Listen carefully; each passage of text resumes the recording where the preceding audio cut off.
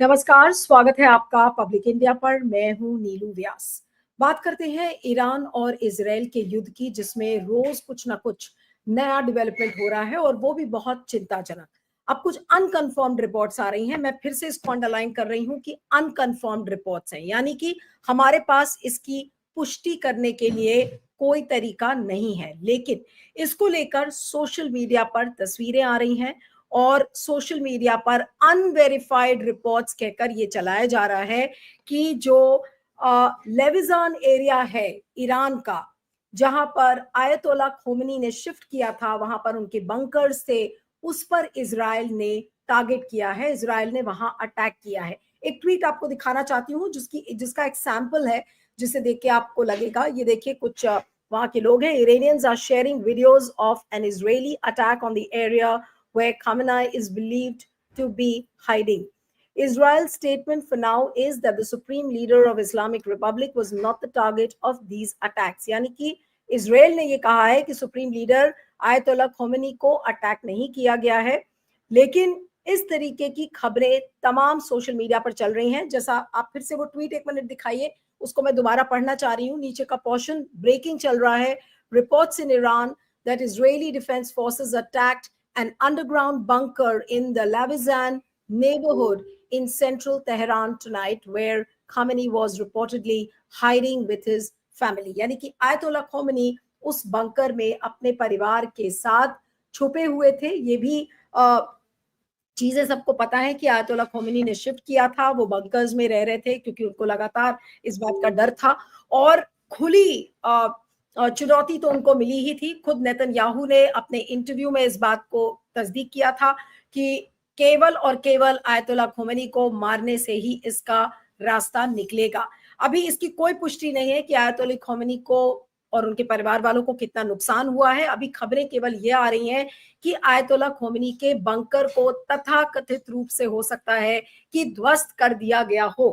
अगर ये खबर सच है और जिसके कुछ हमें और भी इससे जो मिले जो जुड़े हुए तार है वो समझ में आ रहे हैं कि डोनाल्ड ट्रंप, एक खबर आई है कि डोनाल्ड ट्रंप ने अपने जितने एयरक्राफ्ट से कतर एयरबेस से, वहां से उन्होंने धीरे धीरे करके कुछ सैटेलाइट इमेजेस आई हैं पिछले कुछ दिनों में, जहां पर उन्होंने अपने एयरप्लेन्स को हटा लिया है ताकि उनका जो मिलिट्री इंफ्रास्ट्रक्चर है या उनका जो इंफ्रास्ट्रक्चर है उसको नुकसान ना हो सके।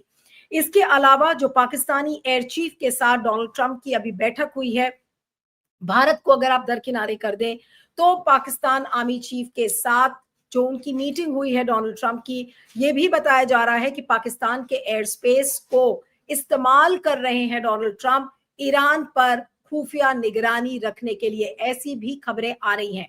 तो अब ऐसे में क्या खोमेनी के ऊपर अटैक हुआ होगा या हो सकता है, और अगर हुआ है, जिसकी अभी अनवेरिफाइड रिपोर्ट्स हैं, मैं फिर से इस कैविएट के साथ बोल रही हूं कि ये अनवेरिफाइड रिपोर्ट्स हैं, इसको लेकर हम पूरी तरह से पुष्टि नहीं कर सकते हैं। लेकिन अगर खोमेनी के बंकर को अटैक किया गया है तो क्या ये एक बड़ा टर्निंग पॉइंट हो सकता है और यहां से आगे फिर हम मिडिल ईस्ट में क्या होता हुआ देख सकेंगे, इसको लेकर हम चर्चा करेंगे। सिद्धार्थ, अब आपके पास आती हूँ कि क्या ट्रंप को खींचने के लिए जो बात मौसीम कह रहे हैं कि हो सकता है कि नेतन्याहू इस तरीके के पॉलिटिकल असैसिनेशन को अटेम्प्ट करे ताकि अमेरिका ना चाहते हुए भी इस पूरी लड़ाई में उसको कूदना पड़े, क्या ये पॉसिबिलिटी हो सकती है? मैं इस पर डॉक्टर पाशा के पास भी आऊंगी।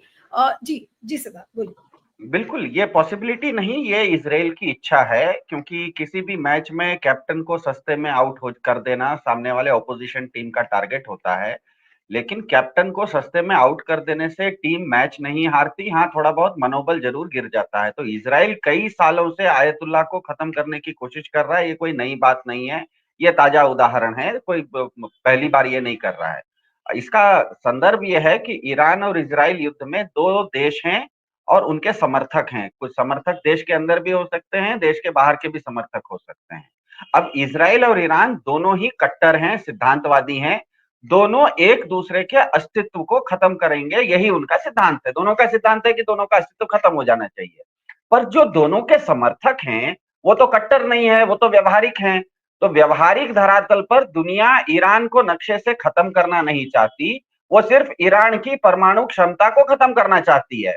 अब समस्या यह है कि पिछले एक हफ्ते से बमबारी करने के बावजूद ईरान की परमाणु क्षमता को 20% से अधिक नष्ट नहीं कर पाया है इजराइल।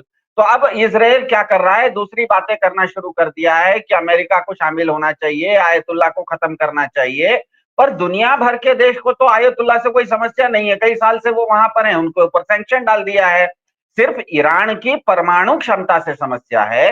तो क्योंकि ये हो इसलिए रहा है कि जो जिस घोषित उद्देश्य से इजराइल ने ये युद्ध शुरू किया था, हालांकि उसका सिद्धांत है कि ईरान नक्शे से खत्म होना चाहिए, लेकिन क्योंकि उसने घोषणा ये की थी कि ये युद्ध शुरू करने के लिए ये बहाना ये बनाया था कि ईरान के पास परमाणु हथियार हैं, तो उसने तो पिछले एक हफ्ते में ईरान के परमाणु हथियारों को, परमाणु संयंत्रों को तो बहुत ज्यादा क्षति नहीं पहुंचाई। दुनिया जान रही है कि ईरान के परमाणु संयंत्र कहीं 300 फीट जमीन के नीचे पहाड़ों के अंदर दबे हुए हैं, वो अभी तक चल रहे हैं। अब उससे बम बन रहा है या नहीं बन रहा है वो अलग बात है। दिक्कत ये हो गई है नेतन्याहू को और इजराइल को, इजराइल के कट्टरवादी जो, इजराइल में भी हर व्यक्ति, इजराइल का हर नागरिक कट्टर नहीं है, क्योंकि नागरिक के ऊपर तो बेचारा रोज उसके ऊपर बम गिर रहा है, उसको बॉम्ब शेल्टर में जाना पड़ रहा है, उसको बंकर में घुसना पड़ रहा है, उसको हर 2 घंटे में सायरन बज रहा है उसके इलाके में। तो दिक्कत यह है कि नेतन्याहू क्योंकि अब ये जान गए हैं कि वो जिस उद्देश्य से, जिस बहाने से उन्होंने शुरू किया था, वो बहाना पूरा होता हुआ नहीं दिख रहा है, तो वो अब कोशिश कर रहे हैं इस चीज को बढ़ाने का। और जिस तरह से मोहसिन साहब ने कहा कि वो कोशिश ये करेगा कि कोई एक ऐसा काम कर दे या इस तरह का एक संदेश दे दे कि अमेरिका को मजबूरी में इस युद्ध में उतरना पड़े, क्योंकि इजराइल अब जान गया है कि अमेरिका के बिना वो ये युद्ध नहीं जीत रहा है। रोज उसको $200 मिलियन केवल और केवल ईरान से गिरने वाले मिसाइल को रोकने के एयर डिफेंस में उसके खर्चे हो रहे हैं। अभी 2 घंटा पहले उनका एयर डिफेंस इतना मतलब खुद इजराइल का मानना है कि उनके पास जितने एयर डिफेंस मिसाइल हैं वो करीब 12 दिन तक चलेंगे। मतलब अगर ईरान 13 दिन तक हमला करेगा तो 13वें दिन इनके पास होंगे नहीं। तो आज अमेरिका से कोई हवाई जहाज आया है, 2-3 हवाई जहाज, जिसमें फिर से उनका थर्ड और पेट्रियट मिसाइल्स उनके उनके जो खपत हो गए हैं उनको फिर से उनको रसद देना शुरू किया है। तो अमेरिका इस चीज में पड़ने से पहले 10 बार सोचेगा, क्योंकि इजराइल भले सैद्धांतिक है, कट्टरवादी है, वो चाहता है कि ईरान को नक्शे से खत्म कर दें, लेकिन कोई देश नक्शे से खत्म होता नहीं है। अगर वहां पर इस तरह की कोई केओस की स्थिति हो गई, अव्यवस्था की स्थिति हो गई, तो ईरान बहुत बड़ा देश है, 9 करोड़ लोग हैं ईरान में, और अगर आप ऊपर से लोगों को, मतलब सरकार या लोगों की व्यवस्था को आप खराब करना चाह रहे हैं, क्योंकि आपका तो घोषित उद्देश्य परमाणु संयंत्र, तो आप जब आपका घोषित उद्देश्य परमाणु संयंत्र है तो उसके अलावा दूसरे चीजों में आप क्यों जा रहे हैं भैया? आप उतने तक अपने आप को सीमित रखिए। अगर उससे ज्यादा होता है तो 9 करोड़ लोगों को अगर हेडलेस हो जाता है, 9 करोड़ लोग अव्यवस्था में चले जाते हैं, तो सोचिए दुनिया भर में कितना बड़ा रेफ्यूजी इशू बन सकता है। पूरे ईरान के आसपास के देशों में लाखों करोड़ों लोग रेफ्यूजी बन के निकलेंगे, बहुत सारे हजारों लोग उग्रवाद नहीं में भी नहीं जाने की संभावना है।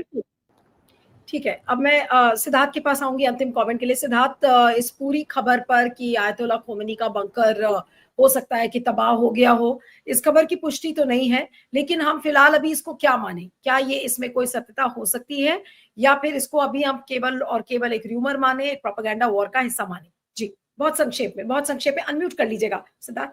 हाँ, बहुत कम अभी समय तो बचा। फिलहाल ये प्रोपेगेंडा और साइकॉप्स दिख रहा है, क्योंकि कहीं पर भी कुछ मीडिया चैनल्स के अलावा कहीं पर भी ऑफिशियली इस तरह की चीजें नहीं आ रही हैं, क्योंकि इतनी बड़ी घटना होती तो ईरान के अंदर से भी समाचार कुछ ना कुछ निकलते। तो अभी तक तो वैसा नहीं दिख रहा है, क्योंकि आप सोचिए कि जिस ईरान ने अपने न्यूक्लियर बम को या न्यूक्लियर फैसिलिटीज को जमीन के अंदर 300 फीट गाड़ के रखा है, वो अपने कैप्टन को कितना ज्यादा सुरक्षित रखने का खेल खेलता होगा। तो मेरे ख्याल से ये एक साइकॉप्स है, और साइकॉप्स का ये पार्ट है, और इस तरह का प्रोपेगेंडा क्या कहते हैं युद्ध में होता है।